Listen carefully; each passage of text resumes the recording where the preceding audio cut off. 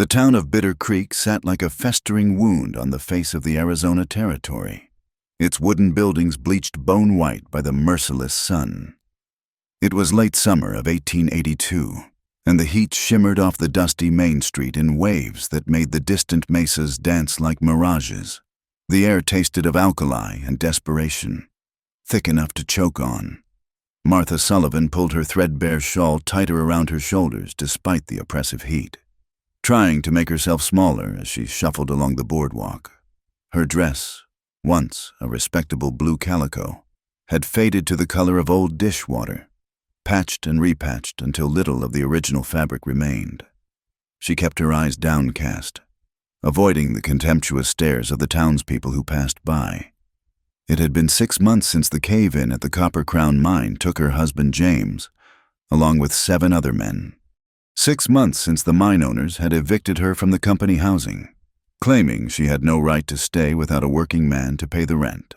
6 months of watching everything she'd known crumble away like sand through her fingers. "There she goes again," muttered Mrs.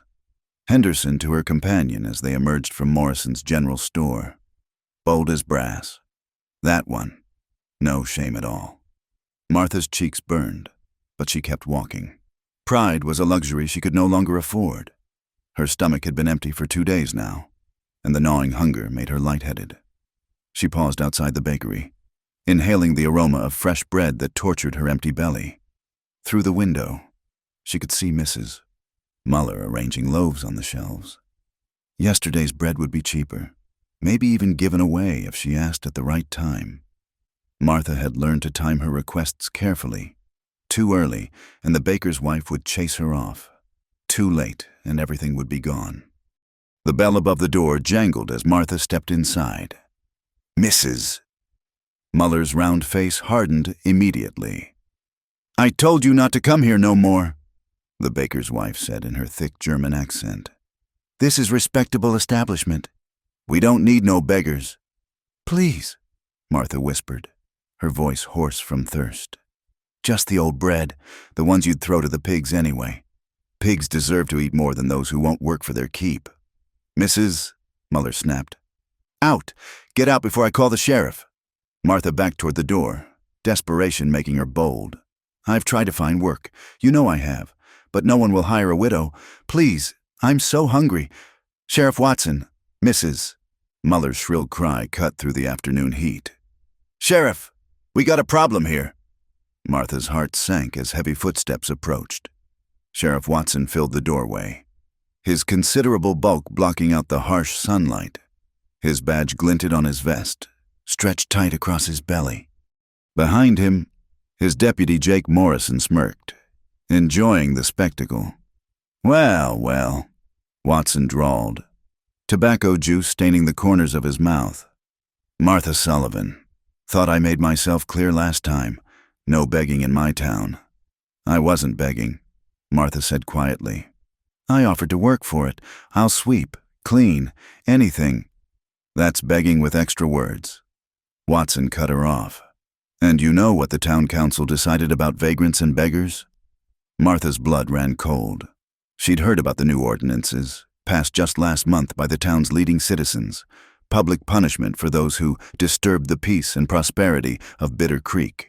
But surely they wouldn't. "No," she breathed. "Please, Sheriff Watson, I'll leave town. I'll go and never come back." "Should have thought of that before." Watson grabbed her arm with bruising force. "Time folks learned that Bitter Creek ain't no place for freeloaders." He dragged her out into the street, where a crowd was already gathering. Word spread quickly in a town starved for entertainment. Shopkeepers abandoned their counters. Women clutched their children's hands, and men emerged from the saloons, drinks still in hand. In the center of Main Street stood the punishment post, a thick wooden pillar that usually served as a hitching post for horses. Today, it would serve a darker purpose. "No," Martha struggled against Watson's grip, panic rising in her throat. "Please, I haven't done anything wrong." "Disturbing the peace," Watson announced to the growing crowd. "Persistent vagrancy. Refusing to leave when ordered." He nodded to Deputy Morrison. "Fetch the strap." The crowd pressed closer. a mix of excitement and righteousness on their faces. Martha recognized many of them, people she'd once called neighbors, women she'd shared recipes with, men who'd worked alongside James. Now they watched with cold eyes as Morrison returned with a leather strap, thick as a man's belt and twice as long. 10 lashes, Watson declared, as decreed by the town council for repeat offenders. They forced Martha against the post, tying her hands around it. Her legs trembled so badly she could barely stand. Through her terror, she heard the crowd's voices. About time someone did something about these beggars. Sets a bad example for the children. Should have found herself a new husband instead of living off charity. The first blow came without warning, the leather strap cracking across her back like a gunshot. Martha bit down on her lip to keep from crying out. Tasting blood, she would not give them the satisfaction. The second blow drove the air from her lungs. By the third, tears streamed down her face despite her best efforts. The crowd had grown silent now, the festive atmosphere dimming as the reality of what they were witnessing set in. Through the haze of pain, Martha became aware of a disturbance at the edge of the crowd. People were stepping aside, some willingly, others shoved out of the way. A man pushed through, a stranger, covered in trail dust, his face hidden beneath the shadow of a weather-beaten hat. He moved with purpose, neither hurried nor hesitant, like a man who'd made a decision and wouldn't be swayed from it. His boots rang against the hard-packed earth, spurs jingling with each step. Something in his bearing made even the rowdiest spectators step back. Watson raised the strap for another blow, but suddenly a hand caught his wrist. The sheriff turned, face red with anger, to find the stranger standing there calm as still water. "That's enough," the stranger said quietly. His voice carried despite its softness, cutting through the murmur of the crowd. "You've made your point." Watson tried to jerk his arm free, but the stranger's grip held firm. "Who the hell are you to interfere with the law?" "Someone who knows the difference between law and cruelty," the stranger replied. He still hadn't raised his voice, but something in his tone made the hair on the back of the neck stand up. For the first time, Martha got a clear look at him. He was lean and weathered, with the kind of deep tan that came from years under the desert sun. A few days' worth of stubble covered his jaw, and his clothes, worn denim and faded cotton, marked him as a drifter. But it was his eyes that caught her attention, gray as winter steel, and just as cold as they fixed on Sheriff Watson. "You're making a mistake, stranger," Watson blustered, but uncertainty crept into his voice. "This ain't your business. I'm making it my business." The stranger released Watson's wrist and stepped between him and Martha. "The lady's had enough." Deputy Morrison moved forward, hand hovering near his pistol. "Sheriff?" The stranger didn't even glance at him. His attention remained fixed on Watson, and something in that steady gaze made the sheriff take an involuntary step back. "You planning to shoot an unarmed man in front of all these good people?" the stranger asked mildly. "That how justice works in Bitter Creek?" The crowd stirred uneasily. This wasn't how the afternoon's entertainment was supposed to go. Some began to drift away, suddenly remembering urgent business elsewhere. Watson's face had gone from red to purple. "You got no right. Neither do you." The stranger cut him off. He turned his back on the sheriff, a calculated insult, and moved to Martha with surprising gentleness. He untied her hands, catching her as her knees buckled.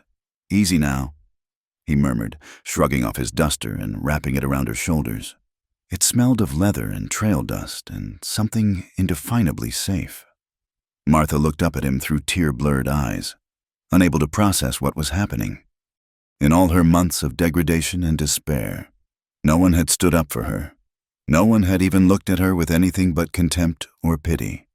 "Thank you," she whispered, the words inadequate, but all she could manage. The stranger nodded once, then turned back to face Watson and the remnants of the crowd. "Anyone else feel like beating on defenseless women today?" The silence stretched taut as a bowstring. Then Watson spat in the dirt, the gesture meant to save face. "You just made yourself a powerful enemy. Drifter," he said. "This ain't over. Rarely is," the stranger agreed. He offered Martha his arm. "Can you walk?" She nodded, though she wasn't entirely sure. With his support, she took a tentative step, then another. The crowd parted before them like the Red Sea, some faces showing shame, others resentment, a few something that might have been respect. As they walked away from the punishment post, leaving Sheriff Watson and his deputy behind, Martha heard the stranger speak again, so quietly only she could hear. Nobody should go hungry in a land of plenty, and nobody should be whipped for the crime of trying to survive. The sun was beginning its descent toward the western mountains, painting the sky in shades of amber and rose. Martha Sullivan, who an hour ago had thought she'd reached the end of her endurance, found herself walking beside a stranger who'd risked everything for her dignity. She didn't know his name, where he came from, or why he'd chosen to intervene. But as they made their way down the dusty main street of Bitter Creek, his duster still warm around her shoulders, Martha felt something she hadn't experienced in 6 long months. Hope. The leather strap cracked through the air like a rattlesnake's warning, striking Martha's back with brutal force. The impact drove her against the rough wooden post, splinters digging into her palms as she gripped it to keep from falling. A gasp escaped her lips despite her desperate attempt to remain silent. "That's one," Sheriff Watson announced with satisfaction, his voice carrying across the crowded street. 9 more to go. The second blow fell before she could prepare herself. Fire bloomed across her shoulders, and Martha bit down hard on her lower lip. Tasting copper. She would not cry out. She would not give them that victory. Through the haze of pain, she'd heard the crowd's voices, some jeering, others uncomfortably silent. "Should have gotten herself respectable work," someone muttered. "Ain't right. Beating a woman like that," another voice countered, quickly hushed. The third strike tore through the thin fabric of her dress. Martha's knees buckled, but the ropes binding her wrists to the post kept her upright. Tears streamed down her face, hot with shame and fury. 6 months ago, she'd been a respectable miner's wife. Now she was entertainment for a bloodthirsty crowd. Watson raised his arm for the 4th blow, sweat gleaming on his florid face. But the strap never fell. A hand lean, sun-browned, and steady as iron caught Watson's wrist mid-swing.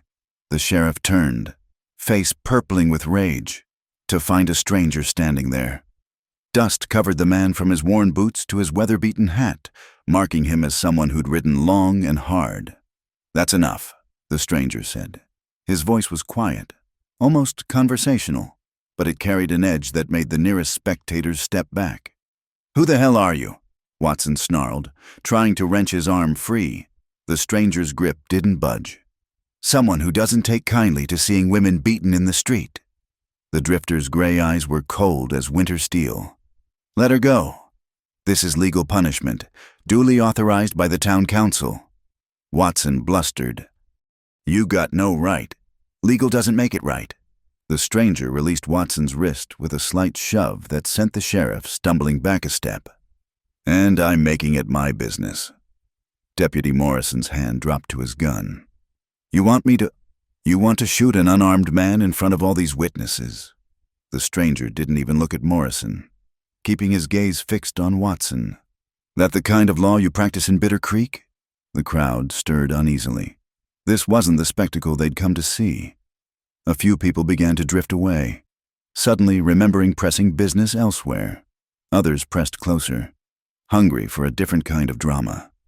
Martha watched through pain-blurred eyes as the stranger positioned himself between her and the sheriff. He moved with the easy confidence of a man who'd faced down worse than a small-town bully with a badge. There was something dangerous in his stillness, like a coiled spring ready to explode into action. "You're making a mistake, drifter," Watson growled. "This woman's a vagrant, a beggar. She's been warned multiple times. Hungry." The stranger interrupted.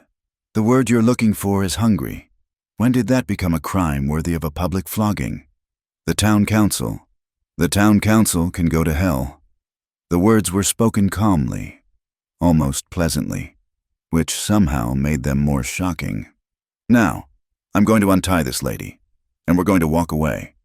Anyone tries to stop us, He let the sentence hang in the air like smoke from a distant fire. For a long moment, nobody moved. The afternoon sun beat down mercilessly, and Martha could feel consciousness trying to slip away. Black spots danced at the edges of her vision. Then the stranger turned his back on Watson, a deliberate insult, and moved to her side. His hands were gentle as they worked at the knots binding her wrists. "Easy now," he murmured, catching her as her legs gave out. "I've got you." Martha found herself looking up into a face weathered by sun and wind, lined by experiences she could only guess at. But his eyes, when they met hers, held an unexpected kindness. "Can you stand?" he asked quietly. She nodded, though she wasn't sure it was true. With his arm supporting her, she managed to stay upright. The stranger shrugged off his long duster and draped it around her shoulders, covering the torn dress and lending her a measure of dignity. "This ain't over," Watson called after them as they started to move away. "You just made yourself an enemy of the law in Bitter Creek." The stranger paused, glancing back over his shoulder. "Wouldn't be the first time." Then, to Martha, "Come on, let's get you somewhere safe." The crowd parted before them, a mixture of hostile, curious, and ashamed faces. Martha kept her eyes down, focused on putting one foot in front of the other. Each step sent fire through her back, but she refused to show weakness. Not now, when someone had finally stood up for her. They'd made it perhaps 50 yards when her strength finally gave out. The stranger caught her before she hit the ground, sweeping her up in his arms as if she weighed nothing. "I can walk," she protested weakly. "Sure you can." He agreed, not slowing his stride. "But there's no shame in accepting help when you need it." Martha wanted to argue, but darkness was creeping in from the edges of her vision. The last thing she remembered was the steady rhythm of his footsteps and the oddly comforting scent of leather and trail dust that clung to his coat. When consciousness returned, she found herself lying on something soft, a bed. She realized, with surprise, she couldn't remember the last time she'd slept in a real bed. The room was small but clean, with late afternoon light slanting through a single window. "Back with us?" She turned her head to find the stranger sitting in a chair nearby, cleaning a well-worn revolver with practiced movements. He'd removed his hat, revealing dark hair shot through with premature silver. "Where?" "Doc Morrison's place, not related to that snake of a deputy." "Thank the Lord. He's gone to mix up something for the pain." The stranger set aside his gun. "How do you feel?" Martha tried to sit up and immediately regretted it. Fire lanced across her back, drawing an involuntary whimper. "Easy," the stranger said, moving to help her. "Doc says the wounds aren't deep, but they'll hurt like hell for a few days. You're lucky that bastard only got in 3 licks. Lucky," Martha repeated bitterly. "Yes, I'm very lucky." The stranger studied her for a moment. "You're alive," he said simply. "Fed and watered, too. Doc's wife brought soup while you were out. In my experience, that beats the alternative." "Why?" The question burst out before she could stop it. "Why did you help me? You don't even know me." He was quiet for so long she thought he wouldn't answer. Then, "Maybe because I've been hungry. Maybe because I've seen what happens when good people look the other way. Or maybe," he shrugged, "maybe I just don't like bullies."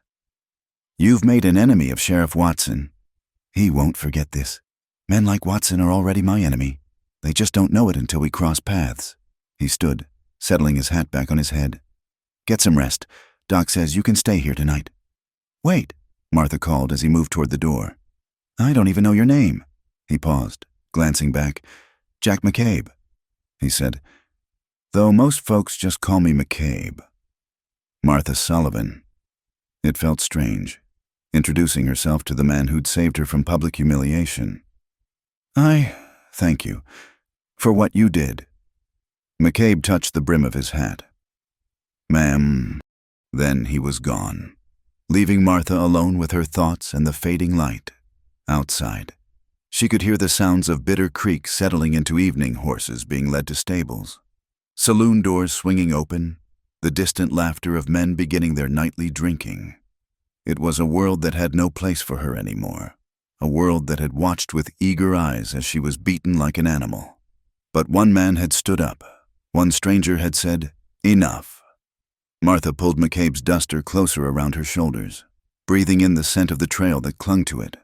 For the first time in 6 months, she didn't feel entirely alone. The pain in her back was a constant reminder of the day's humiliation. But alongside it was something else, a tiny spark of hope that maybe, just maybe, her story wasn't over yet. As darkness fell over Bitter Creek, Martha Sullivan closed her eyes and let herself believe, if only for a moment, that tomorrow might be different. That kindness could still exist in a cruel world. That a drifter with steel-gray eyes and gentle hands might have changed everything with 2 simple words. That's enough. The morning sun had barely crept above the horizon when harsh voices jolted Martha from uneasy sleep. Through the thin walls of Doc Morrison's back room, she could hear Sheriff Watson's bellowing demands. "I know he brought her here. Doc, hand them both over, and we'll forget you harbored fugitives." "Fugitives?" Doc Morrison's voice was steady but strained. "Since when is helping an injured woman a crime?" "Sheriff?" "Since she disturbed the peace and that drifter interfered with lawful punishment. Now step aside." Martha struggled to sit up, wincing as the movement pulled at her wounds. She had to leave before Doc Morrison suffered for his kindness. But before she could stand, the door opened quietly and McCabe slipped inside. "Time to go," he said simply, helping her to her feet. "Can you ride?" I think so," he nodded, wrapping his duster more securely around her shoulders. "Back window. Horses are waiting." They could hear Watson growing more belligerent, furniture scraping as he pushed past the doctor. McCabe guided Martha to the window, lifting her through with surprising gentleness before following. 2 horses stood tethered in the alley, his own dusty bay and a gentle-looking mare. "That's Doc's horse," Martha protested as McCabe helped her mount. "He insisted, said to tell you Christianity isn't dead in Bitter Creek, just sleeping." He swung onto his own horse with practiced ease. "Hold tight, we're going to ride hard." They cleared the edge of town as shouts erupted behind them. Martha gripped the saddle horn, each jarring step sending fire through her back. But she didn't complain. The desert stretched before them, painted in shades of gold and rust by the rising sun. After an hour of hard riding, McCabe finally slowed their pace. They followed a narrow trail that wound between towering red rocks, eventually emerging at a sheltered canyon with a thin stream trickling through. "We'll rest here," he said, helping her dismount. "Water the horses. Catch our breath." Martha sank gratefully onto a flat rock, watching as he tended to the animals with efficient movements. Everything about him spoke of a man accustomed to life on the trail, the economy of motion, the constant awareness of their surroundings, the way his hand never strayed far from his gun. "You're no ordinary drifter," she observed. McCabe glanced at her, a slight smile touching his weathered features. "What gave it away?" "The way Watson backed down yesterday, the way you wear that gun. You've faced down men like him before." He was quiet for a moment, checking his horse's hooves. "I wore a badge once, long time ago. Learned a few things about standing up to bullies with tin stars." "What happened?" "Same thing that always happens. Good intentions met reality, and reality won." He straightened, scanning the horizon. "We should move soon. Watson won't give up easy." "Where will we go?" The question hung heavy between them. Martha had no family, no friends willing to risk Watson's wrath, nowhere to run. "There's an old line shack about 10 miles north, abandoned, but solid. We can hole up there until you're healed. Figure out next steps. And then," McCabe met her gaze steadily, "then you decide what you want to do with the life that bastard tried to take from you." By late afternoon, they reached the line shack, a modest structure of wood and stone nestled against a cliff face. It had clearly been abandoned for years, dust thick on every surface. But the roof was intact and the walls solid. "It's not much," McCabe said, pushing open the creaking door. "It's perfect," Martha replied, meaning it. After months of sleeping in alleys and doorways, 4 walls and a roof felt like luxury. They worked in companionable silence to make the space livable. McCabe hauled in firewood and checked for snakes, while Martha swept out the worst of the dust with a makeshift broom of sagebrush. As the sun began its descent, they had a small fire crackling in the stone fireplace and bedrolls laid out on opposite sides of the room. Over a simple meal of jerky and hardtack softened in coffee, Martha found herself telling him things she hadn't spoken of in months. About James and their dreams of striking it rich in the copper mines. About the cave-in that took him and 7 others. The company's refusal to pay widows' compensation. The slow slide from respectability to destitution. They said it was the miners' fault, she said bitterly. That they'd been careless with the support timbers. But James wrote me the night before. He said the foreman had been pushing them to dig faster, ignoring safety. He was going to report it to the territorial inspector. McCabe's eyes sharpened. And the cave-in happened the next day? Martha nodded. The inspector never came. The company said there was nothing to investigate. Convenient. McCabe stared into the fire, his expression thoughtful. Sheriff Watson, he have any connection to the Copper Crown mine? His brother-in-law is part owner. Why? Just wondering why a sheriff would be so eager to run a widow out of town. Usually, they at least pretend to Christian charity. Martha hadn't considered that angle before. Had her presence been a reminder of the mine's negligence? Had Watson feared she might eventually find someone to listen to her story? Doesn't matter now, she said quietly. James is gone, and She gestured helplessly at herself. I'm nobody. You're wrong. McCabe's voice was firm. You're someone who survived. Someone who kept going when most would have given up. That makes you somebody in my book. Martha felt tears prick her eyes. It had been so long since anyone had spoken to her with genuine respect, seen her as more than a beggar or a burden. Why are you doing this? She asked again. Really, you could have ridden on after yesterday, left town and never looked back. McCabe added another stick to the fire, taking his time before answering. You ever see a wildfire, Mrs. Sullivan? She nodded, confused by the change of subject. Starts with just a spark, one little flame that should die out on its own.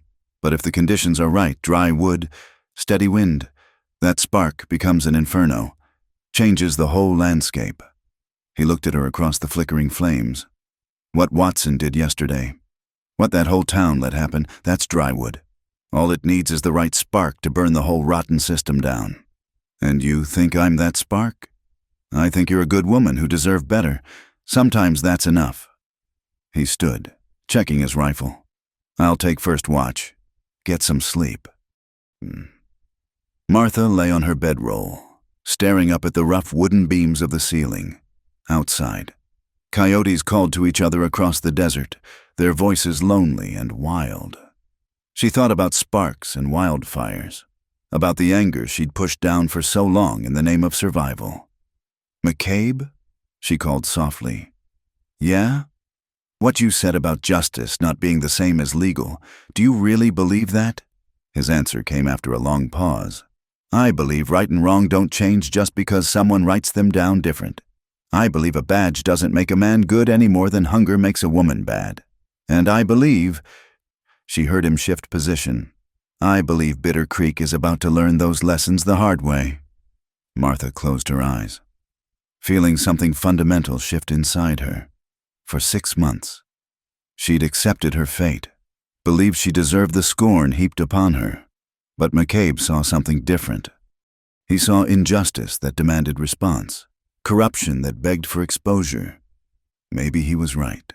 Maybe she wasn't meant to disappear quietly into the desert. Maybe her story, James's story, still needed to be told. As sleep finally claimed her, Martha Sullivan made a decision. She wouldn't run anymore. With McCabe's help, she would become the spark that set Bitter Creek ablaze with truth. The powerful men who had crushed her beneath their boots had made one crucial mistake. They'd left her alive. And now she had an ally who knew how to fight back. Sheriff Watson wanted her gone. He was about to discover that some people once pushed too far. pushed back with interest. The desert night wrapped around the line shack like a cold blanket, filled with the whispered secrets of wind through sagebrush and the distant cry of hunting owls. Martha sat near the dying fire, unable to sleep despite her exhaustion. Every time she closed her eyes, she felt the bite of leather against her back, heard the crowd's jeers, saw their faces twisted with righteous cruelty. "Can't sleep." McCabe's voice came soft from where he kept watch by the window. "Every time I try, I'm back at that post." She pulled the blanket tighter around her shoulders. "I keep thinking, what if you hadn't been there?" But I was. He moved from the window, adding a few sticks to the fire. The flames caught, casting dancing shadows on the walls. No use dwelling on what-ifs. In the improved light, Martha studied him properly for the first time. The hard planes of his face spoke of years under unforgiving sun, but there was something else in the lines around his eyes, a weariness that went bone deep. "You mentioned wearing a badge once," she ventured. "Where?" McCabe settled cross-legged on the floor, his back to the wall where he could watch both door and window. "Little town in Kansas. Thought I could make a difference? Keep the peace between farmers and cattlemen." His laugh was bitter. "Learned quick that peace meant whatever the men with money wanted it to mean." "What happened?" "Cattleman's son got drunk. Decided to have some fun with a farmer's daughter. When her father objected, the boy shot him. I arrested him. Planned to see him tried proper." McCabe's eyes went distant. "Woke up 2 days later with my deputy's gun in my back, the boy long gone, and my badge in the dirt. They drove you out for doing your job. They gave me a choice. Leave vertical or horizontal. I chose vertical, but I've regretted it some nights." He met her gaze. "Until yesterday, seeing you at that post reminded me why I picked up the badge in the first place." Martha felt tears threaten again. This man, this stranger, had lost everything for standing up for what was right, and now he was risking it again for her. "I need to tell you something," she said. "About James. About the mine." She spoke for nearly an hour, telling him everything. James's concerns about safety, his plan to contact the inspector, the speed with which the company had seized their home and possessions after the cave-in. McCabe listened without interrupting, his expression growing darker with each detail. "James kept records," she finished. "Wrote down every safety violation, every corner cut. I hid his journal before they evicted me. It's still there, unless they found it." "Where?" "Loose floorboard under our bed. The company houses are mostly empty now. Too many memories for the miners still working." She twisted her hands in her lap. "I thought about getting it, taking it to the territorial authorities, but who'd listen to a beggar woman?" "They'd listen if you had the right backing." McCabe stood, pacing the small space. "This brother-in-law of Watson's, what's his name?" "Harrison Wells.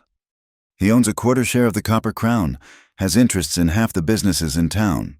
And Watson makes sure those interests stay protected." McCabe nodded slowly. "No wonder he wanted you gone. You're not just a reminder of their crimes. You're evidence."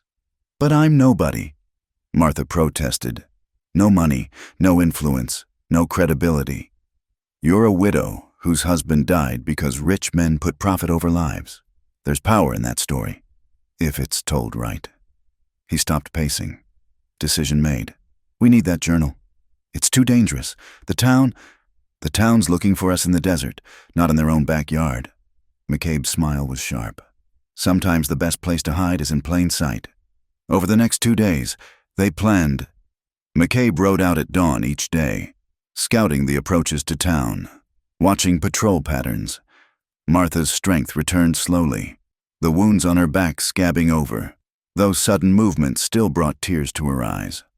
On the second evening, McCabe returned with supplies and news.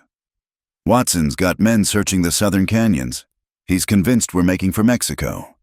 He unpacked food, ammunition, and surprisingly, a dress. "Borrowed this from a homestead's washing line. Figured you might want something cleaner." Martha held up the simple calico dress, faded blue, patched but clean. After months in the same threadbare garment, it looked like finery. "Thank you," she whispered. That night, as they sat by the fire, McCabe spoke of his travels. He'd drifted across the territories for 5 years since losing his badge, taking work where he could find it, cattle drives, mining camps, even riding shotgun for stages. "Ever think about settling down again?" Martha asked. "Sometimes, when I'm bone-tired and the trail seems endless," he stared into the flames. "But then I remember why I'm out here, because I couldn't stomach becoming like them, blind to suffering, deaf to justice. That's lonely." "Yes," he agreed simply. "It is." They sat in comfortable silence, the fire crackling between them. Martha found herself studying his profile, the way firelight softened the harsh angles of his face. When was the last time someone had shown her such kindness without expecting anything in return? McCabe? When this is over, when we get the journal and expose what they did, what then? He turned to look at her fully. "What do you want to happen?" "I want them to pay," she said fiercely. "Wells, Watson, all of them. I want the families of those 7 other men to know the truth. I want James's death to mean something." And after that, the question caught her off guard. She'd been so focused on survival, then on justice, that she hadn't thought beyond it. "I don't know," she admitted. "I can't go back to what I was.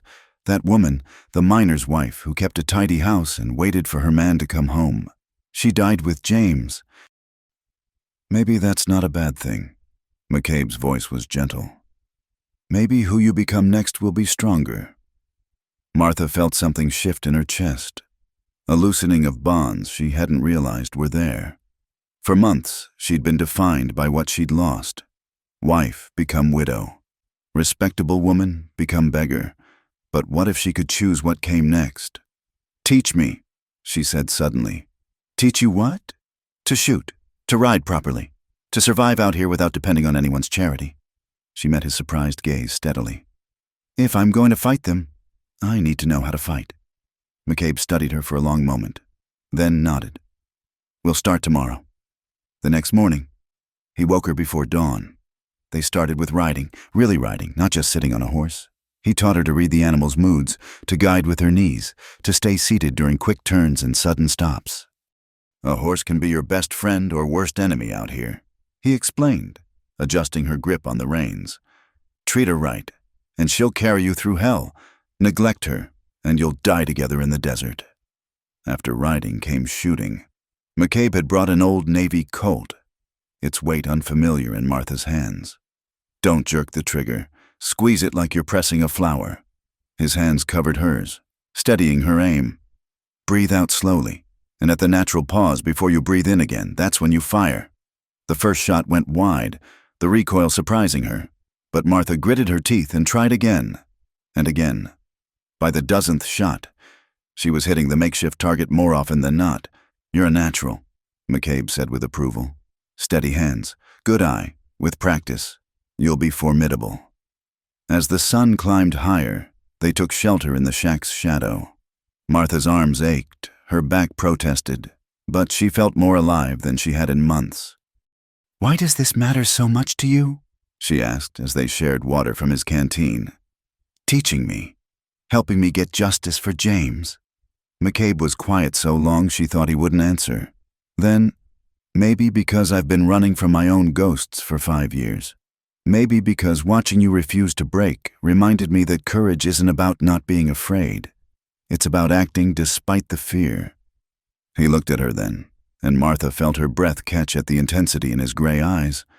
"Or maybe," he continued softly, "I'm just tired of watching good people get ground down by those with power. And you, Martha Sullivan, are one of the good ones." The moment stretched between them, charged with possibility. Then McCabe cleared his throat. Looking away, "We should head back. Tomorrow night, we go for the journal." As they rode back to the line shack, Martha felt the weight of the Colt on her hip, the new steadiness in her seat. She was changing, becoming someone she didn't quite recognize yet. The scared, beaten woman from 3 days ago was fading, replaced by something harder, more determined. Tomorrow they would return to Bitter Creek. But this time, she wouldn't be running. This time, She would be hunting for the truth that could bring down the men who destroyed so many lives. And with McCabe beside her, she might just succeed.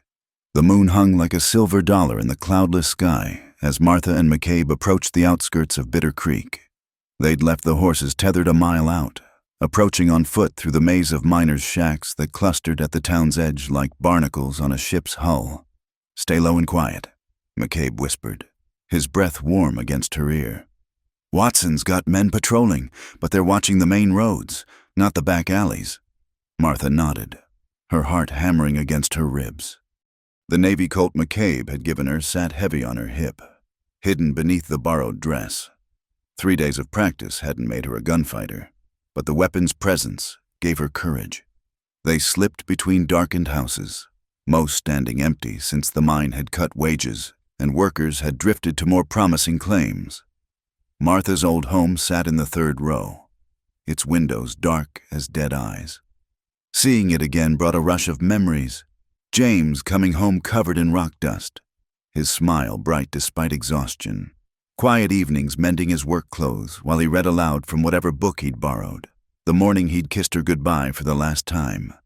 "That's it," she whispered, pointing to the small frame house. McCabe studied the surrounding area with a lawman's eye. "Back door still work?" "Unless they've boarded it up." "Wait here." He melted into the shadows before she could protest. Martha pressed herself against the wall of a neighboring shack, trying to calm her breathing. Every sound seemed magnified. A dog barking in the distance, the creak of wood settling, the whisper of wind through the empty streets. McCabe reappeared as silently as he'd left. "Clear. Come on." The back door opened with a protesting groan that made them both freeze. When no alarm was raised, they slipped inside. The house smelled of dust and abandonment, moonlight streaming through grimy windows to illuminate furniture covered in sheets like ghosts. "Under the bed," you said. McCabe kept his voice low. Martha led the way to the small bedroom, her throat tight with emotion. Everything remained as they'd left it the day the company men had come to evict her. James's work boots by the door, her sewing basket on the dresser, the quilt her mother had made still on the bed. They shifted the bed frame carefully, and Martha knelt, running her hands along the floorboards until she found the loose one. Her fingers remembered the trick of lifting it, and there, wrapped in oilcloth, lay James's journal. "Thank God," she breathed, clutching it to her chest. "Let me see." McCabe took the journal, flipping through pages covered in James's careful script. Even in the dim light, Martha could see his expression darken. "This is damning. Names, dates, specific violations. Your husband was thorough. He believed in doing things right." Tears pricked her eyes. "Said if a man's word wasn't good, nothing else about him could be." A sound from outside made them both freeze. Footsteps on the front porch, the rattle of someone trying the door. "Back window," McCabe hissed. But as they moved toward it, more footsteps sounded from that direction. Well, Sheriff Watson's voice boomed through the thin walls. "Looks like the mice came back to the nest. Come on out, McCabe. We've got the place surrounded." McCabe drew his gun, pushing Martha behind him. "How many?" "I count 4, maybe 5. He glanced at her, his face grave. "When I start shooting, you run. Get to the horses, ride hard for the territorial capital. The journal's what matters. I'm not leaving you." "Martha, no!" She drew the Navy Colt with hands that barely trembled. "We stand together or not at all?" Something flickered in his eyes. Surprise, respect, and something warmer. "Stubborn woman? Coming out, McCabe?" Watson called. "Or do we smoke you out like rats?" "He means it," Martha whispered. "He's done it before to squatters." McCabe's jaw tightened. He moved to the window, peering out carefully. "Watson, let the woman go. Your quarrel's with me. She's a thief and a vagrant, and you're harboring a criminal." Watson's laugh was ugly. "But I'm feeling generous. Send her out with whatever she took, and maybe I'll let you walk away vertical instead of horizontal." Martha started forward, but McCabe caught her arm. "He's lying. The minute we're separated, we're both dead. Then what do we do? McCabe studied the room with quick, assessing glances. His eyes landed on the oil lamp on the bedside table, and a grim smile touched his lips. We give them their smoke. Working quickly, he splashed lamp oil on the bedding and curtains. When I light this, we go out the side window. They'll be watching the doors, not expecting us to come out shooting. You stay right behind me, understand? Martha nodded, tucking the journal inside her dress. I'm ready. On 3. McCabe struck a match. 1, 2. The fabric caught instantly. Flames racing up the curtains with hungry fury. Smoke billowed through the small room as McCabe kicked out the side window. Shouts erupted outside as Watson's men saw the fire. Now!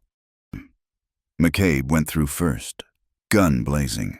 Martha heard the sharp crack of gunfire, saw a man spin and fall. She tumbled through after him, the Colt heavy in her hand. There! A deputy appeared around the corner, rifle rising. Martha didn't think. The lessons of the past 3 days took over. Breathe out, squeeze at the pause, let the gun do the work. The Colt bucked in her hand, and the deputy's rifle went flying as he clutched his shoulder. Good shot! McCabe grabbed her hand. Run! They sprinted through the maze of empty houses, gunfire cracking behind them. Martha's dress snagged on rough wood, tore free. Her lungs burned, but she kept running. Behind them, flames from the burning house lit the night sky orange. A figure loomed from between 2 shacks. Deputy Morrison, gun drawn. McCabe's shot took him in the thigh, sending him sprawling. They leaped over his writhing form and kept running. The edge of town appeared ahead, open desert beyond. But as they burst from between the last houses, Watson himself stood waiting. Shotgun leveled. End of the line, the sheriff growled. McCabe shoved Martha sideways as the shotgun roared. Pellets whined past, and McCabe grunted, spinning half around. Blood appeared on his left arm, dark in the moonlight. Jack! Martha raised her Colt, but Watson was already working the shotgun's lever for a second shot. Then thunder cracked from their left, and Watson's hat went flying. He dove for cover as another shot showered him with rock splinters. About time you two showed up, a familiar voice called. Doc Morrison stepped from behind a boulder, rifle in hand. Thought you might need some help. Never did like Watson much. With covering fire from the doctor, they reached the horses. McCabe swayed in the saddle, and Martha saw blood soaking through his sleeve. Can you ride? I've ridden with worse. His face was pale but determined. Let's move. They'll reorganize quick. They spurred the horses into the night, Doc Morrison riding alongside, behind them. The glow of the burning house painted the sky crimson, and Martha could hear Watson roaring orders to his scattered men. Miles passed in a blur of sagebrush and shadow. Finally, McCabe signaled a halt near a cluster of cottonwoods surrounding a small spring. Let me look at that arm, Doc Morrison commanded. While the doctor worked, Martha stood watch, the journal pressing against her ribs like a second heartbeat. They'd done it. They'd retrieved James's evidence. But at what cost? You'll live, Doc pronounced, finishing the bandage. Though you'll be sore for a while. Doc, Martha said, why did you help us? You're risking everything. The old man's eyes were sad but resolute. Because I took an oath to do no harm, and staying silent while Watson and Wells destroy lives, that's doing harm. He looked at the journal in Martha's hands. James Sullivan was a good man. He deserves justice. We all do, McCabe said quietly. As dawn approached, they made camp in a hidden canyon. Doc Morrison would return to town, pretending ignorance of the night's events. Martha and McCabe would ride for the territorial capital, where the journal could be placed in the right hands. You did good back there, McCabe said as they watched the sunrise paint the desert gold. That shot that took down the deputy, most men couldn't have made that under pressure. I had a good teacher. Martha looked at him, this man who'd risked everything for a stranger's cause. What happens when we reach the capital? We find someone honest, a federal marshal, a newspaper man, someone who can't be bought. We make sure your husband's words are heard. And then, McCabe was quiet for a moment. Then we see what kind of life two people can build when they're not running anymore. Martha felt warmth bloom in her chest despite the cool morning air. She thought of the woman she'd been a week ago, broken, beaten, hopeless. That woman was gone, replaced by someone who could shoot straight, ride hard, and stand her ground. "I'd like that," she said softly. McCabe's hand found hers, calloused and warm. "So would I." The sun climbed higher, chasing away the last shadows of night. Somewhere behind them, Bitter Creek burned with the fires of change. Ahead lay uncertain roads and dangerous men who wouldn't give up easily. But Martha Sullivan was no longer afraid. She had James's truth in her hands, a good man's gun on her hip, and beside her, a drifter who'd taught her that sometimes standing up was worth any risk. The real fight was just beginning. The narrow canyon trail wound through towering red rock walls, barely wide enough for two horses abreast. McCabe led the way, his wounded arm held stiff against his side, while Martha brought up the rear, constantly checking their back trail for signs of pursuit. They'd been riding hard for 2 days since fleeing Bitter Creek, stopping only when the horses demanded rest. "There," McCabe pointed to where the canyon widened into a small valley. "We'll rest here." As they dismounted, Martha noticed the way he favored his left arm. The wound from Watson's shotgun had stopped bleeding, but she could see the pain etched in the tight lines around his mouth. "Let me check that bandage," she said, moving to help him. "I'm fine. You're stubborn is what you are." She ignored his protest, carefully unwrapping Doc Morrison's field dressing. The wound was angry, but clean. No sign of infection yet. "This needs fresh bandaging." While she worked, using supplies from McCabe's saddlebags, he kept watch on the canyon entrance. The intimacy of tending his wound, the warm skin beneath her fingers, the way his breath hitched when she touched a tender spot, made her pulse quicken. "Thank you," he said quietly when she finished. Their eyes met and held for a moment before the sound of approaching hoofbeats shattered the moment. McCabe's gun was in his hand instantly, pushing Martha behind a boulder. "Easy there, McCabe," a voice called out. "It's Tom Brennan. Doc Morrison sent me." A rider appeared, a young man Martha recognized as one of the few in Bitter Creek who'd shown her kindness, occasionally leaving food where she could find it. "Tom?" Martha emerged from cover. "What are you doing here?" The young man's face was grim. "Watson's lost his mind. Mrs. Sullivan. After you burned down your old place, he's been arresting anyone he thinks might have helped you. Got half the town in jail or run off." "Doc Morrison?" McCabe asked sharply. "Safe, for now. He's too respected to arrest without cause, but Watson's looking for any excuse." Tom dismounted, pulling a canvas bag from his saddle. "Doc sent supplies and a message. Says Watson's put a bounty on both of you, $500 each, dead or alive." Martha felt a chill despite the warm afternoon. $1,000. That'll bring every bounty hunter in the territory." "There's more," Tom continued. "Harrison Wells returned from Denver yesterday. He's called in favors. Hired guns. Mostly. They're already tracking you." McCabe's expression darkened. "How many?" 6, maybe 7. Led by a man named Cole Stratton." McCabe went very still. "Stratton's here? You know him?" Martha asked. "We've crossed paths." McCabe's voice was flat. "He's good. Too good. If Wells hired Stratton, he's serious about keeping that journal from reaching the Capitol." Tom handed over the supply bag.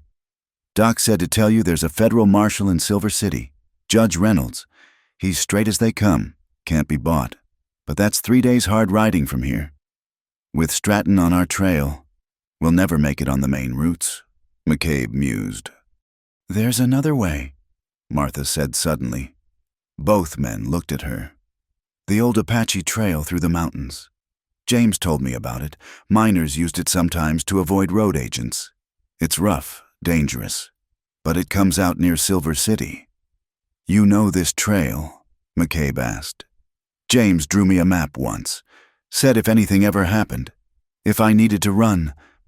She touched the journal pressed against her ribs. "He was already worried, even then." Tom remounted his horse.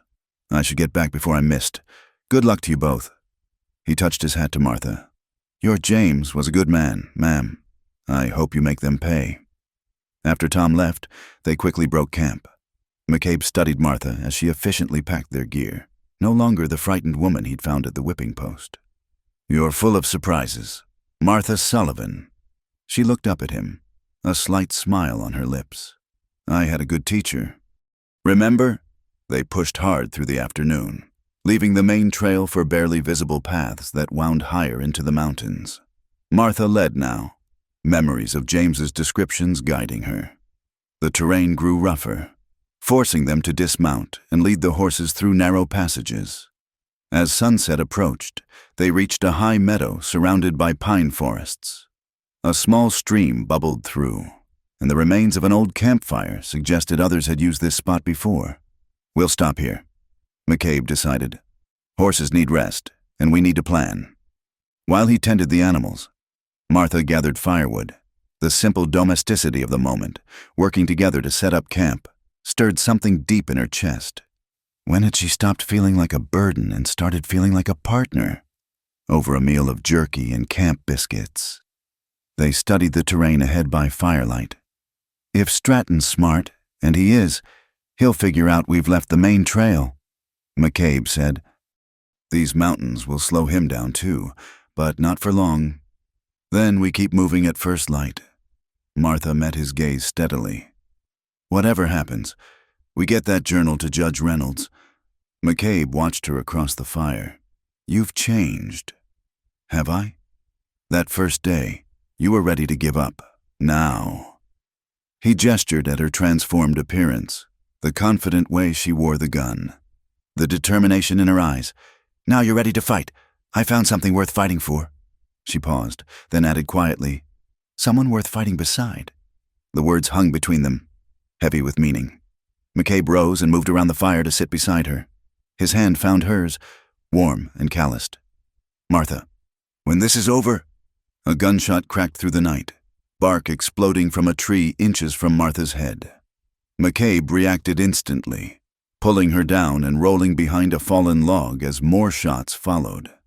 Stratton, Martha gasped. No, he wouldn't miss. McCabe peered over the log. Advanced scouts, probably testing our position. Muzzle flashes lit the forest edge. McCabe returned fire. His shots precise and economical. Martha added her own fire, remembering his lessons about breath control and trigger squeeze. They're trying to pin us down. McCabe said, wait for the rest to circle around. The horses? Too late. We're on foot from here. He reloaded swiftly. There's a game trail behind us. Leads higher up. When I give the word, run for it. More gunfire erupted from their right. The flanking force had arrived. McCabe rose slightly, firing rapidly to provide cover. Now! They ran, crashing through underbrush as bullets whined past. Martha's dress snagged and tore. Branches whipped at her face, but she kept moving. Behind them, shouts indicated their pursuers had reached the abandoned camp. The trail was barely visible in the darkness, forcing them to slow. McCabe led now, one hand extended behind him to help Martha over rough spots. They climbed steadily, the sounds of pursuit growing fainter but never disappearing entirely. Here, McCabe finally gasped, pulling her into a shallow cave hidden behind a curtain of vines. We'll wait for dawn. They pressed deep into the cave, breathing hard. In the darkness, Martha could feel McCabe's warmth beside her, hear his controlled breathing slowly calm. Your arm? She whispered. Is it still attached? His voice held a hint of wry humor. You did good back there. Kept your head, shot straight. I was terrified. So was I. Difference is, you didn't let it stop you. His hand found hers in the darkness. That's real courage. They sat in silence, listening for sounds of pursuit. Gradually, Martha became aware of how close they were, shoulders touching, hands intertwined. The danger surrounding them seemed to crystallize the moment, making every sensation sharper. Jack, she whispered, using his given name for the first time. He turned toward her, and even in the darkness, she could feel his gaze. Whatever happens tomorrow. She silenced him with a kiss, soft and desperate all at once. He responded immediately, his free hand cupping her face with infinite tenderness. When they finally broke apart, both were breathing unsteadily. "When this is over," he said against her lips. "When Wells and Watson get what's coming? When your husband's truth is told? Will you let me court you proper, the way a woman like you deserves?" Martha's heart swelled, even now, hunted and desperate. He was thinking of her honor, her future. "Yes," she whispered. "Yes, Jack." They held each other in the darkness, two souls who'd found light in the midst of shadow. Outside, their enemies searched. Tomorrow would bring more running, more fighting, maybe death. But tonight, in this small cave high in the mountains, they had each other.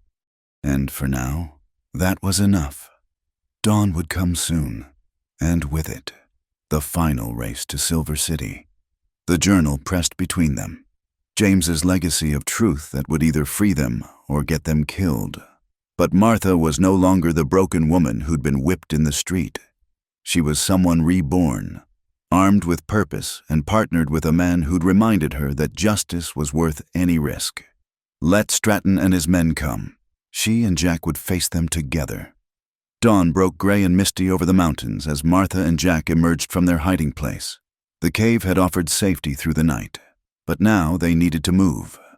Below them, wisps of campfire smoke revealed where Stratton's men had made camp, cutting off the main trail to Silver City. "They're smart," Jack observed, studying the terrain, blocking the obvious routes, forcing us higher into rough country. Martha pulled James's journal from her dress, checking it was still secure.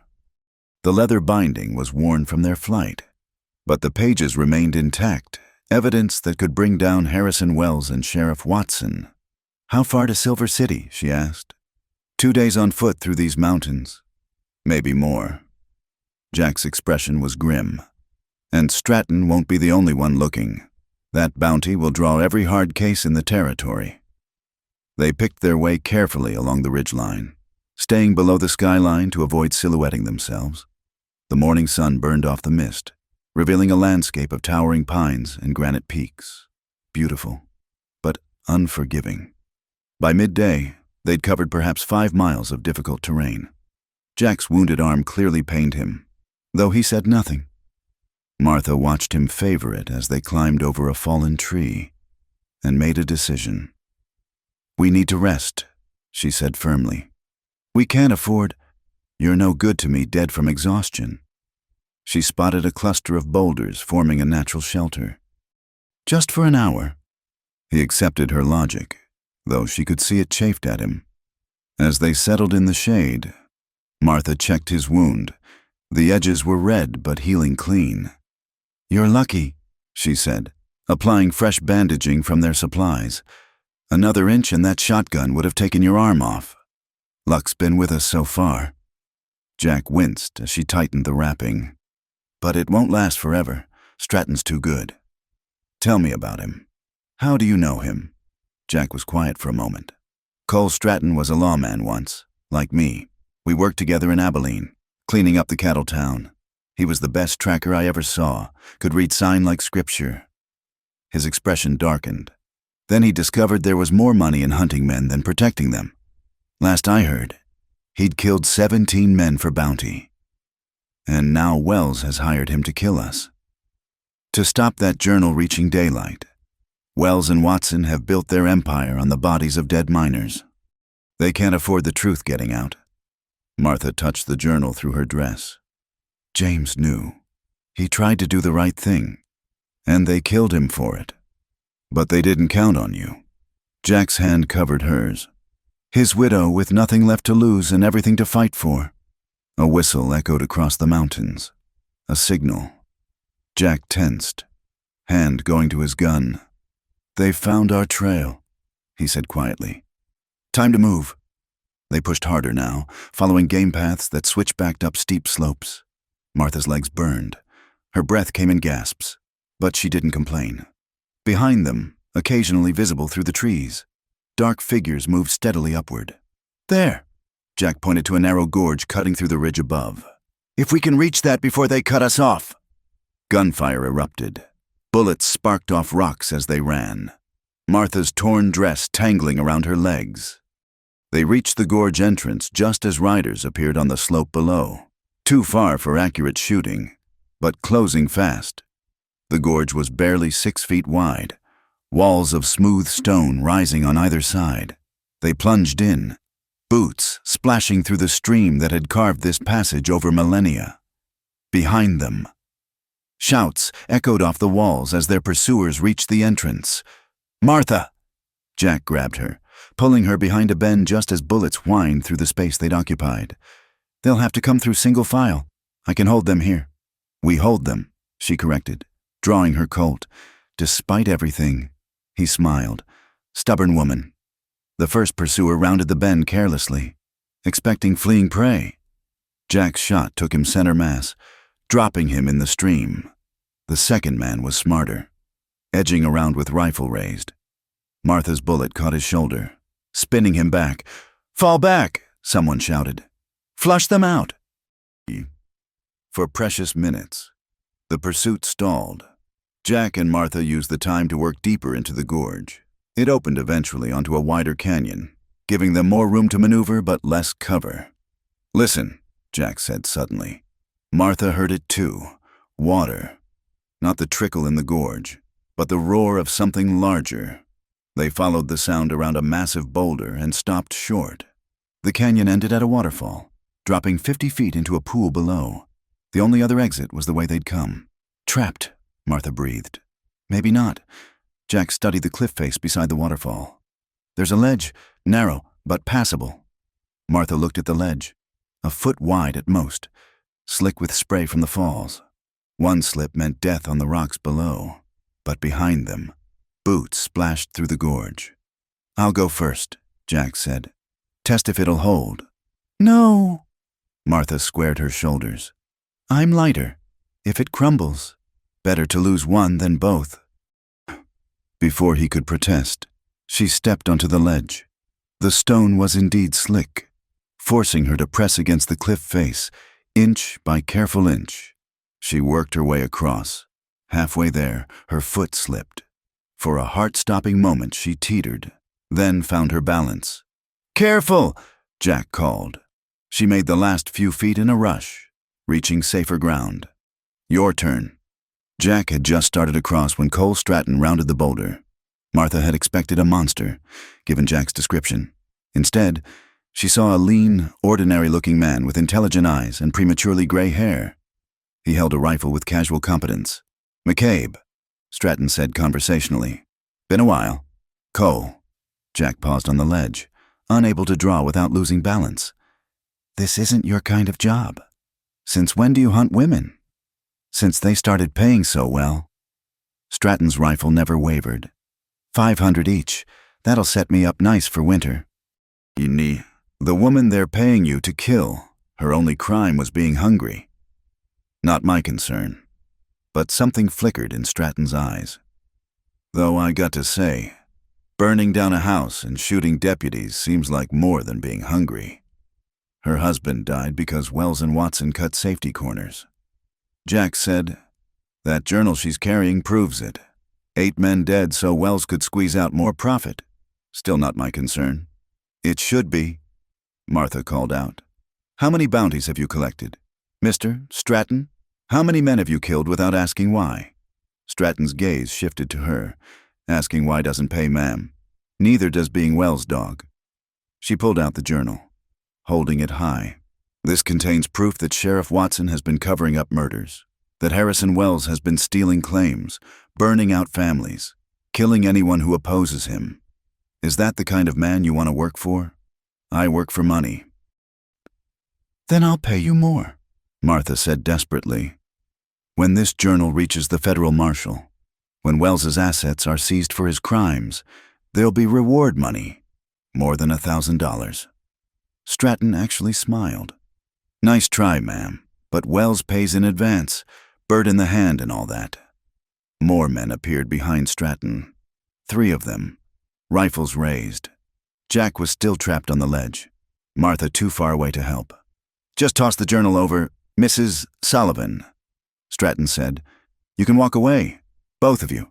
Wells only cares about keeping that book from the law. So he can keep killing minors. Martha's voice rose. So he can keep destroying families like mine. That's business, ma'am, not personal. It's personal to me. Martha held the journal over the waterfall's edge. One step closer and it goes over. Then nobody wins. Stratton's eyes narrowed. You won't. That book's all you got left of your husband. Try me. The tension stretched taut. Jack balanced on the ledge.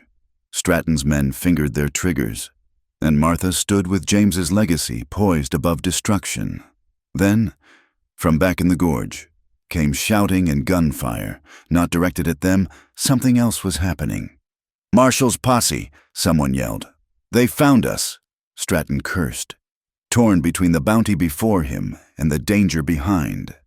In that moment of distraction, Jack moved, not forward to safety, but sideways, launching himself at Stratton. The two men went down in a tangle of limbs. Martha didn't hesitate. As Stratton's men swung their rifles toward the fighting men, she fired. Her first shot went wide, but it made them duck. Her second caught one in the leg. Jack and Stratton rolled dangerously close to the cliff edge. Fighting for control of the rifle, Martha couldn't get a clear shot without risking Jack. Then Stratton gained leverage, the rifle swinging toward Jack's head. Martha's third shot was perfect. The rifle flew from Stratton's hands, his cry of pain lost in the waterfall's roar. Jack's punch finished the job, dropping the bounty hunter unconscious. The posse! Martha pointed back toward the gorge where blue-uniformed riders were visible. They found us, but Stratton's remaining men weren't giving up. Bullets chipped stone around Martha as she ran to Jack. Together they scrambled up a scree slope, using boulders for cover. Federal marshals, a voice boomed. Drop your weapons! The gunfire intensified, but now it was Stratton's men caught between two forces. Jack and Martha climbed higher, finally cresting a ridge to see a beautiful sight. The town of Silver City spread below them, perhaps 2 miles distant. We made it, Martha breathed. Not yet. Jack pulled her down as a final shot cracked overhead. But close. They half ran, half slid down the slope toward town. Behind them, the gunfire was dying out as federal marshals rounded up Stratton's men. By the time they reached Silver City's outskirts, Martha's legs were shaking with exhaustion. The federal building sat on Main Street, solid brick with a flag snapping in the afternoon breeze. Jack had to nearly carry Martha up the steps, both of them filthy, bloody, and exhausted. Judge Reynolds, Jack gasped to the startled clerk. We need to see Judge Reynolds, now. An hour later, they sat in the judge's chambers while he read James's journal. Judge Reynolds was a small man with sharp eyes and gray whiskers, but there was steel in his bearing. This is damning, he said finally. Names, dates, safety violations, even records of bribes paid. Mr. Sullivan was very thorough. He believed in doing what was right, Martha said quietly. It cost him his life. But his death won't be in vain. Reynolds closed the journal decisively. I'll issue warrants immediately. Wells, Watson, the mine supervisors, will get them all. Martha sagged with relief. After everything, the humiliation, the flight, the fear, it was over. James would have justice. There's the matter of the bounty, Reynolds continued. Technically, you two are wanted fugitives. Self-defense, Jack said firmly. Every shot fired. I'm inclined to agree, especially given what this journal reveals about Sheriff Watson's corruption. Reynolds smiled slightly. I think we can consider those warrants nullified. You're free to go. Outside the federal building, Martha and Jack stood blinking in the afternoon sun. Free. The word seemed foreign after days of running. What now? Martha asked. Jack took her hand, his grip warm and sure. Now we watch Wells and Watson get what's coming. Then, he smiled, the expression transforming his weathered features. Then we see about that proper courting I mentioned. Martha laughed, the first real laugh she'd managed in months. I'd like that. Jack McCabe. I'd like that very much. They walked down Silver City's Main Street together, No longer hunter and hunted. No longer drifter and widow. Just two people who'd found each other in the worst of circumstances and discovered that sometimes fighting for justice could lead to something even more precious. Behind them, federal marshals prepared to ride for Bitter Creek. The reckoning was coming for those who'd built their power on the graves of good men. And Martha Sullivan, who'd been whipped in the street for the crime of hunger, would be there to see it. 3 days after delivering James's journal to Judge Reynolds, Martha stood on a hill overlooking Bitter Creek. Beside her, Jack McCabe watched through field glasses as federal marshals rode into town. The morning sun cast long shadows across the dusty streets where she'd been humiliated just over a week ago. 12 marshals, Jack reported. Reynolds wasn't taking chances. Martha's hands trembled slightly as she smoothed her new dress. Simple but clean, purchased with money Judge Reynolds had advanced against the expected reward. It felt strange wearing something that wasn't patched and threadbare. "Are you sure you want to see this?" Jack lowered the glasses, concern in his gray eyes. "We could wait in Silver City for news." "No." Martha's voice was firm. "I need to see their faces when they realize their empire of blood is crumbling." They rode down together, joining the crowd gathering on Main Street. Word had spread quickly about the federal presence. Miners who'd been too frightened to speak before now stood openly, hope replacing fear on their weathered faces. Sheriff Watson emerged from his office, his bulk filling the doorway. His face went purple when he saw the federal badges. "This is my jurisdiction," he blustered. "You got no right." "Sheriff Watson," the lead marshal, a stern man named Daniels, dismounted calmly. "I have a warrant for your arrest. Conspiracy, corruption, accessory to murder." He smiled coldly. "That's just the beginning." Watson's hand twitched toward his gun, then stopped as a dozen rifles swung his way. Deputy Morrison and 2 others emerged behind him, faces pale. "This is a mistake," Watson said, but his voice had lost its bluster. "I'm a duly elected official." "Elected with Harrison Wells' money?" Someone called from the crowd. Others murmured agreement, growing bolder. As the marshals secured Watson and his deputies, a commotion arose from the direction of Wells' mansion. The mine owner himself appeared, flanked by hired guns, trying to reach his private coach. "Mr. Wells," Marshal Daniels called out. "I'd advise against running. We have the roads blocked." Wells saw Martha then, standing beside Jack in the crowd, his face contorted with rage. "You!" He pushed forward, held back only by the marshal's men. "You destroyed everything!" "Your worthless husband couldn't leave well enough alone, and neither could you." "My husband was worth 10 of you," Martha said, stepping forward. The crowd parted, creating a corridor between them. "He died trying to save lives. You killed him to save money. Business is business." Wells snarled. "Those men knew the risks. Did they know you'd removed support beams to dig deeper? Did they know you'd ignored the engineer's warnings about unstable ground?" Martha pulled out a copy of James's journal. She'd insisted on transcribing parts before turning over the original. "It's all here, Mr. Wells. Every shortcut, every bribe, every life you threw away for profit." The crowd stirred angrily. These were miners, men who'd lost friends and family to Wells' greed. The federal presence was all that kept them from mob justice. "You think you've won?" Wells laughed bitterly. "I have lawyers, connections. This will drag through courts for years. You'll be dust before I see a cell." "Maybe," Jack spoke for the first time, his voice carrying clearly. "But your money's frozen, your mind's shut down pending investigation, and every man here knows what you did. Sometimes justice comes from a judge. Sometimes it comes from a community deciding they've had enough," as if to emphasize his point. Doc Morrison pushed through the crowd. "I've got something to add," he announced. "Medical records from the last 5 years. Every injury, every death from accidents at the Copper Crown. Things I was pressured to keep quiet about.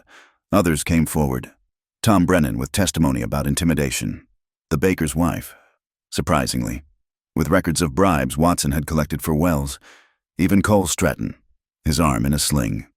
agreed to testify in exchange for leniency. By noon, the federal marshals had filled 2 prison wagons.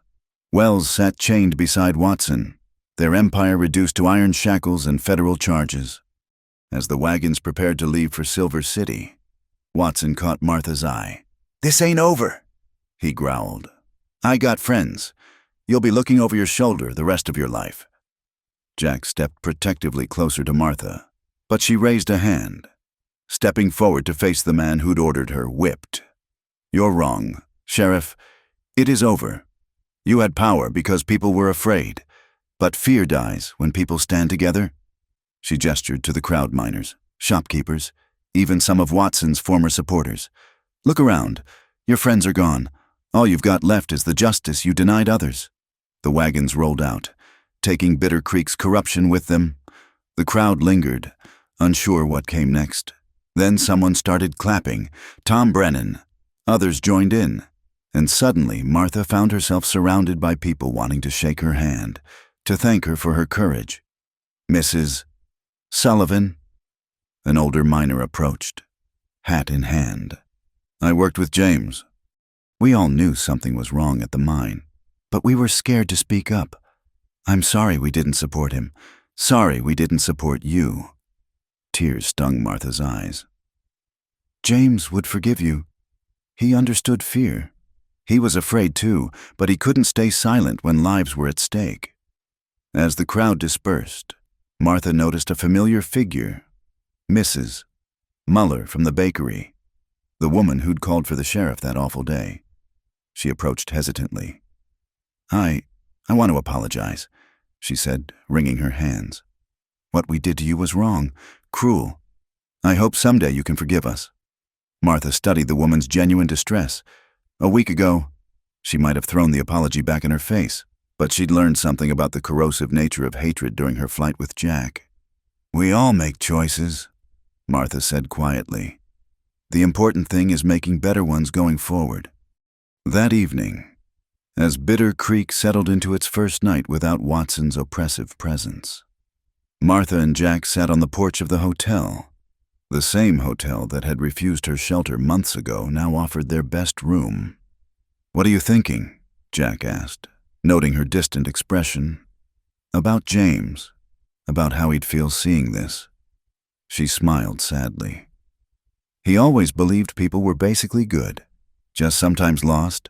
I think he'd be proud that his death brought truth to light, but sad it took so much pain to get there." "He'd be proud of you," Jack said firmly. "The way you fought for justice, refused to give up. You honored his memory better than any headstone could." Martha leaned into his warmth. "I couldn't have done it without you. When you stopped that whip, when you said enough, that changed everything." "You changed everything," Jack corrected. "I just gave you the chance to show your strength. It was always there." They sat in comfortable silence, watching the stars emerge over the desert. Tomorrow would bring new challenges. The trial, the long process of justice, the question of what to build from Bitter Creek's ashes. "I've been thinking," Jack said eventually. "Judge Reynolds offered me a position, federal marshal, working this territory. It would mean staying in one place, building something instead of drifting.